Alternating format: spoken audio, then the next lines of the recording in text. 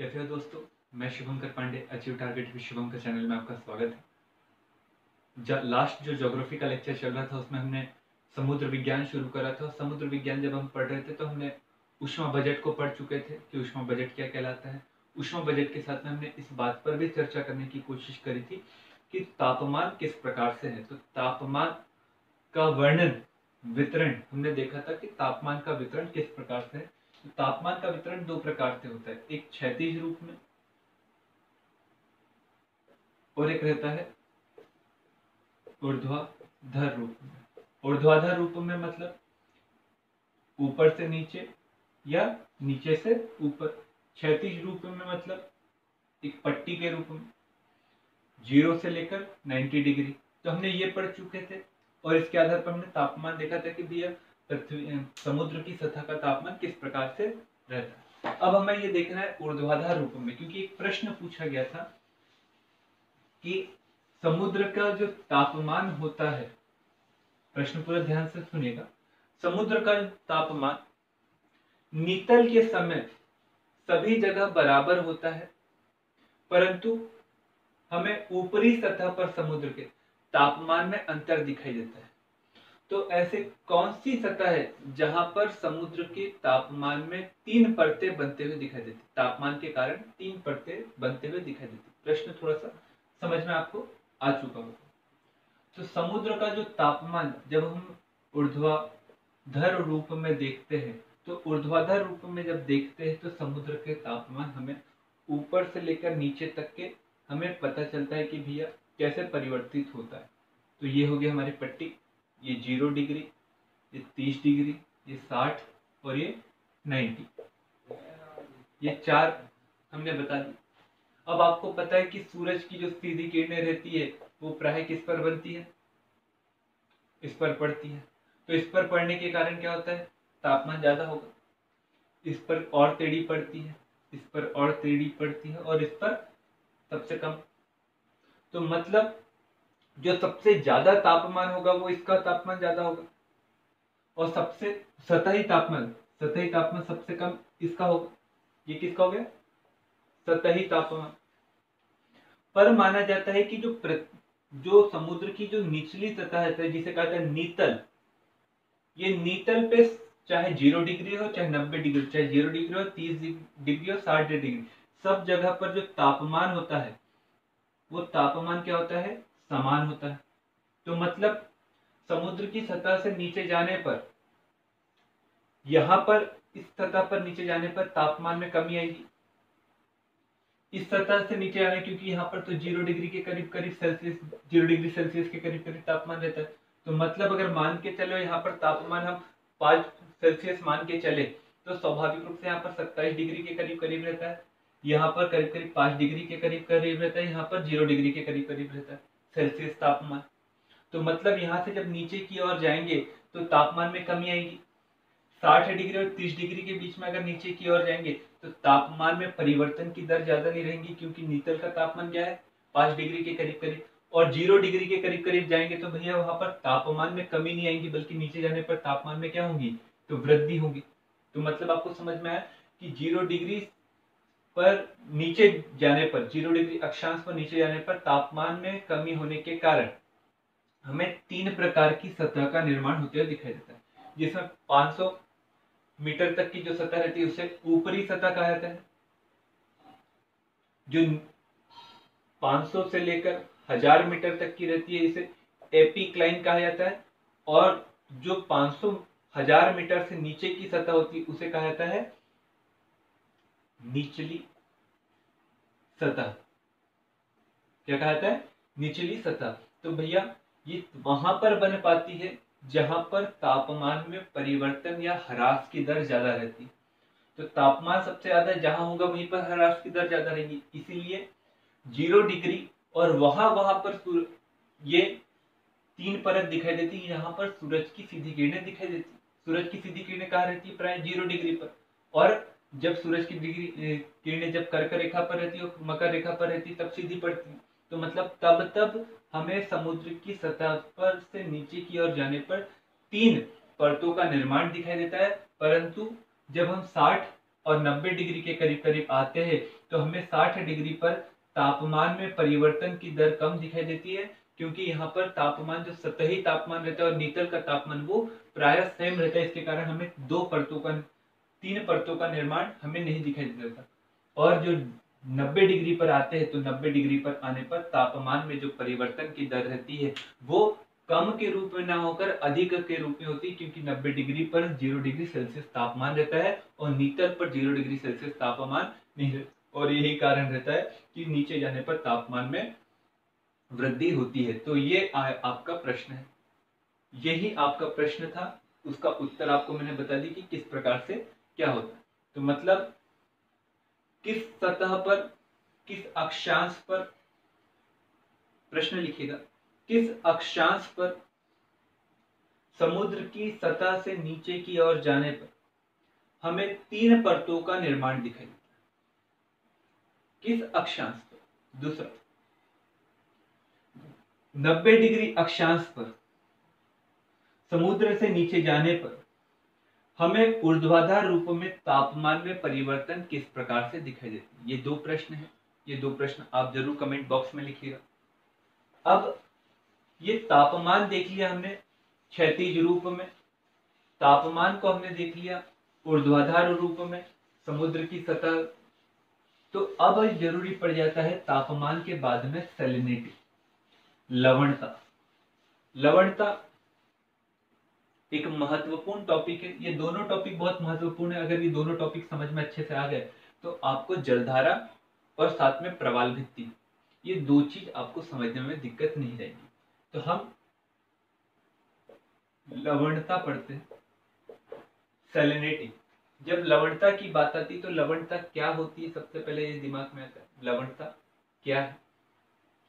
लवणता को निर्धारित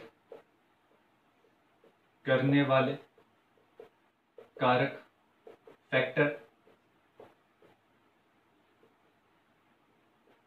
फैक्टर कौन कौन से हैं? और दूसरी बात, लवणता का प्रादेशिक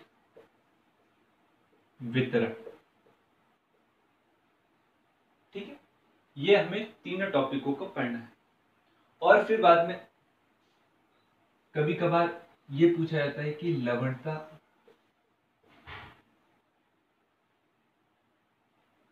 का वर्णन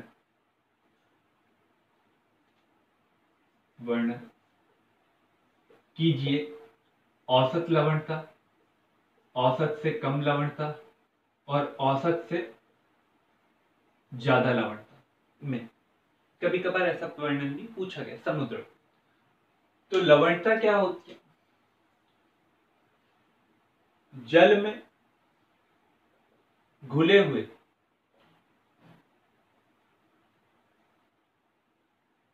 अन्य पदार्थ या लवणों की मात्रा बटे जल का भार, यही कहलाती है लवणता। प्रायः समुद्र की जो औसत लवणता मानी गई वो 35.1% मानी गई, और 35.1% प्रायः मानी गई। परंतु कुछ ऐसे कारक हैं जो समुद्र की लवणता को प्रभावित करते हैं, जिसमें तापमान एक महत्वपूर्ण कारक है जो समुद्र की लवणता को प्रभावित करता है, क्योंकि तापमान का लवणता से सीधा संबंध होता है। क्योंकि जहां जहां तापमान ज्यादा होगा, जहां जहां तापमान क्या होगा, ज्यादा होगा, तो स्वाभाविक रूप से तापमान ज्यादा होगा तो वाष्पीकरण क्या होगा, वाष्पीकरण भी ज्यादा होगा। तापमान ज्यादा तो वाष्पीकरण भी ज्यादा। तो पानी ऊपर की ओर जाएगा तो पानी ऊपर की ओर जाएंगे, उसमें घुले हुए लवण जाएंगे क्या, नहीं जाएंगे। तो पानी कम होगा, लवण की मात्रा क्या होगी, वैसी ही रहेंगी। तो स्वाभाविक रूप से लवणों की जो प्रतिशत मान है वो प्रतिशत मान में क्या आएंगी, वृद्धि होगी। तो मतलब तापमान का लवणता से सीधा संबंध। तो तापमान प्रमुख रूप से प्रभावित करता है किसे, लवणता को या सैलिनिटी को। पर तापमान ही अगर ऐसा होता तो तापमान के कारण 0 डिग्री से लेकर 90 डिग्री उत्तरी अक्षांश की ओर जाने पर सबसे ज्यादा तापमान यहाँ रहता है, और ऊपर की ओर जाने पर आपको तापमान में कमी दिखाई देती है। तो मतलब लवणता की मात्रा में भी क्या दिखाई देनी चाहिए, कमी दिखाई देनी चाहिए, क्योंकि समुद्र का सबसे ज्यादा तापमान कहाँ रहता है, 0 डिग्री पर, और सबसे कम तापमान कहाँ रहता है, 90 डिग्री पर। तो मतलब 0 डिग्री से लेकर 90 डिग्री की तक जाने पर लवणता की मात्रा में क्या आनी चाहिए, कमी आनी चाहिए, परंतु ऐसा हमें दिखाई नहीं दिया। तो इसलिए हम कहते हैं कि तापमान लवणता को निर्धारित करने वाले कारकों में एक महत्वपूर्ण कारक है, परंतु एकमात्र कारक नहीं है, और इसलिए हमें अन्य कारकों का भी अध्ययन करना चाहिए। तो लिखिए दूसरा पॉइंट, तापमान को प्रभावित करने वाले कारक, तापमान लवणता को प्रभावित करने वाले कारक। तो हमने सबसे पहले देखा तापमान, है ना, तापमान हम समझ चुके हैं। अब तापमान हम समझ चुके हैं तो भैया अन्य कारक कौन कौन से आ गए। तो अन्य कारक में हम देखते हैं, सबसे पहले मैं लिख दूं, निर्धारित करने वाले कारक। सबसे पहला कौन है, तापमान। ठीक है, तापमान के साथ नदी का पानी, हिम गलन और पवन। तापमान जहां जहां ज्यादा होगा वहां वहां वाष्पीकरण की भी क्रिया क्या होगी, ज्यादा होगी, और वाष्पीकरण की क्रिया ज्यादा होंगी तो लवणता की मात्रा क्या होगी, ज्यादा होगी। ठीक है, लवणता की मात्रा क्या होगी, ज्यादा होगी। परंतु आपको यह पता है कि तापमान एकमात्र कारक नहीं लवणता को निर्धारित करने वाले में। तो अगला कारक कौन कुछ हो सकता है। तो कहीं कहीं पर जब पानी, नदियों का पानी मिलता है, तो आपको पता है नदी का जो पानी होता है वो कैसा रहता है, शुद्ध, या समुद्र के पानी की तुलना में कम लवणीय। तो मतलब एक प्रकार से इस पानी में क्या रहती है, लवणता कम रहती। कौन से पानी में, नदियों के पानी में। तो इसलिए जहां जहां पर नदी का निकास होता है, जहां जहां नदियां मिलती है समुद्र में, वहां पर जो लवणता रहती है वो क्या हो जाती है, कम हो जाती है। और लवणता कम होने के कारण यही कारण है कि अरब सागर में कम नदियां मिलती है और बंगाल की खाड़ी में अधिक नदियां मिलती है। यही कारण है कि अरब सागर की तुलना में बंगाल की खाड़ी की जो लवणता है वो कम है, क्योंकि यहाँ पर आपको ब्रह्मपुत्र गंगा नदी, महानदी, गोदावरी, कावेरी, कई सारी नदी दिखाई दे रही। तो आपको कृष्णा, गोदावरी, कावेरी, कई सारी जब नदियां दिखाई दी तो मतलब शुद्ध पानी की लगातार आपूर्ति हो रही है। कहाँ पर, बंगाल की खाड़ी में। परंतु यहाँ पर कौन सी नदियां मिल रही है आपको, ताप्ती और नर्मदा। और ताप्ती नर्मदा इतने बड़े सागर में जब दो ही नदियों से लगातार शुद्ध पानी, और यहाँ पर छोटा सा क्षेत्र हो जाने के बावजूद कई सारी नदियों के माध्यम से लगातार शुद्ध पानी की आपूर्ति हो रही, तो मतलब कहीं ना कहीं लवणता की मात्रा में क्या आएगी, कमी। और यही कारण आप काला सागर देखोगे, आप कैस्पियन सागर देखोगे, तो आपको काला सागर और कैस्पियन सागर यहाँ पर भी आपको दिखाई देगा कि भैया लवणता जो होती है वो कम दिखाई देती है, क्योंकि यहाँ पर नदियों को क्या होते रहता है, लगातार निकास होते रहता है, यहीं पर आके मिल जाती है। हिमगलन, आपको पता है हिम जो रहता है वो नदियों के पानी की तुलना में ज्यादा शुद्ध रहता है। लवणता की मात्रा क्या रहती है, सबसे ज्यादा कम रहती है, और लवणता की मात्रा बहुत अधिक कम होने के कारण हमें क्या दिखाई देता है कि जहां जहां पर हिमगलन होता है वहां पर लवणता की मात्रा क्या होती है, अपने आप कम हो जाती है। और यही कारण है कि पृथ्वी की सतह पर जब हम ऊपर की ओर जाते हैं, ध्रुवों की ओर, वहां पर हिम के लगातार गलन होने के कारण हमें क्या दिखाई देता है, हिम के लगातार गलन होने के कारण शुद्ध पानी की लगातार आपूर्ति होती है। और शुद्ध पानी की लगातार आपूर्ति होने के कारण हमें दिखाई देता है कि लवणों की मात्रा ध्रुवीय क्षेत्र में पाए जाने वाले समुद्र में कम दिखाई देती है। इसलिए आपको ऊपर के जितने भी आर्कटिक सागर वगैरह जो हो गए, वहां पर आपको समुद्री लवणता जो रहेंगी वो क्या दिखाई देंगी, कम दिखाई देगी। बेरिंग सागर वगैरह आप जाओगे तो वहां पर आपको समुद्री लवणता क्या दिखाई देंगी, कम दिखाई। नार्वेनियन सागर आप जाओगे तो वहां पर आपको लवणता क्या दिखाई देगी, कम। कारण क्या है, लगातार हिमगलन के कारण शुद्ध पानी की लगातार आपूर्ति। यहां तक के समझ में आया? चलिए आप ये 2 पॉइंट को लिख लीजिए। जब आपको ये समझ में आ गया तो इसके बाद में लास्ट है पवन। ये पवन समझना जरूरी है। पवन 2 प्रकार की रहती है। एक रहती है, अगर हम देखें, पवन जो चलती है, एक तट की और एक रहता है तट की ओर चलने वाली पवन को कहता है अनुतट पवन, और तट से चलने वाली पवन को कहता है अपतट पवन। तो ये हमने बनाया। अब तट की ओर चलेंगी पवनें, मतलब समुद्र से तट की ओर चलेंगी तो स्वाभाविक रूप से तट की ओर पवनें चलेंगी, तो आपको पवनों के साथ में पानी भी यहाँ पर दिखाई देगा। जब पानी लगातार उसके साथ आएगा यहाँ की ओर, तो पानी की मात्रा क्या होंगी, ज्यादा।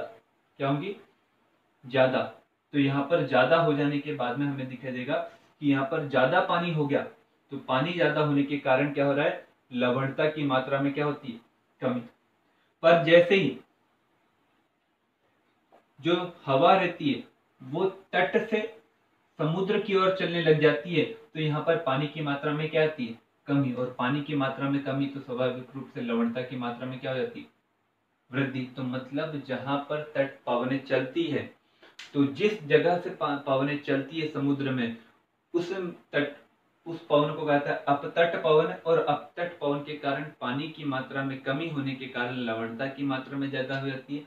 और जहां पर तट की ओर चलती है तो पानी के भराव के कारण हमें दिखाई देता है लवणता की मात्रा कम हो जाती है, और यहाँ लवणता की मात्रा ज्यादा हो जाती है।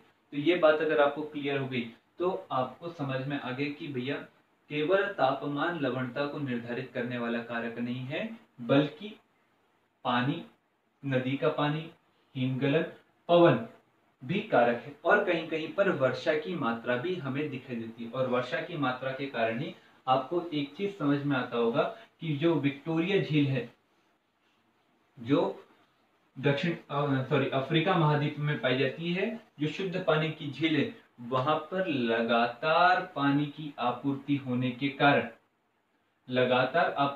कारण झीलों, अन्य झीलों की तुलना में विक्टोरिया झील का तापमान, जो पानी रहता है, वो ज्यादा शुद्ध पाया जाता है। क्यों पाया जाता है, क्योंकि लगातार वहां पर तापमान अधिक होने के कारण संवहनी वर्षा के माध्यम से वहां पर लगातार वर्षा होते रहती, और लगातार वर्षा होती रहती तो शुद्ध पानी की लगातार आपूर्ति होती रहती। तो ये भी कहीं ना कहीं कारक है जो समुद्री लवणता को क्या करते हैं, प्रभावित करते हैं। तो समुद्र की लवणता होगी चाहे अन्य लवणता, तो आपसे कभी अगर पूछा जाए तो आपको ज्योग्राफिकल स्ट्रक्चर अगर आपको पता है तो आप हमेशा बता दोगे कि भैया यहाँ पर लवणता जो है कम है, यहाँ पर लवणता जो है ज्यादा है। तो आपको यहाँ तक कि अगर आपको समझ में आ गया है लवणता को निर्धारित करने वाले कारक क्या हो सकते हैं, तो प्रश्न लिखिए, समुद्र की लवणता को निर्धारित करने वाले कारक का वर्णन कीजिए। साथ ही यह बताइए कि बेरिंग सागर की लवणता क्यों कम होती है। अब हम ये देखते हैं लवणता का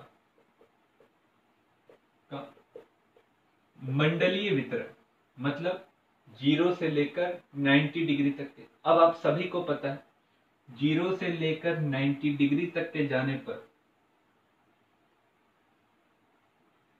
0 से लेकर 90 डिग्री तक के जाने पर आप सभी को पता है यहाँ तापमान क्या होता है, ज्यादा।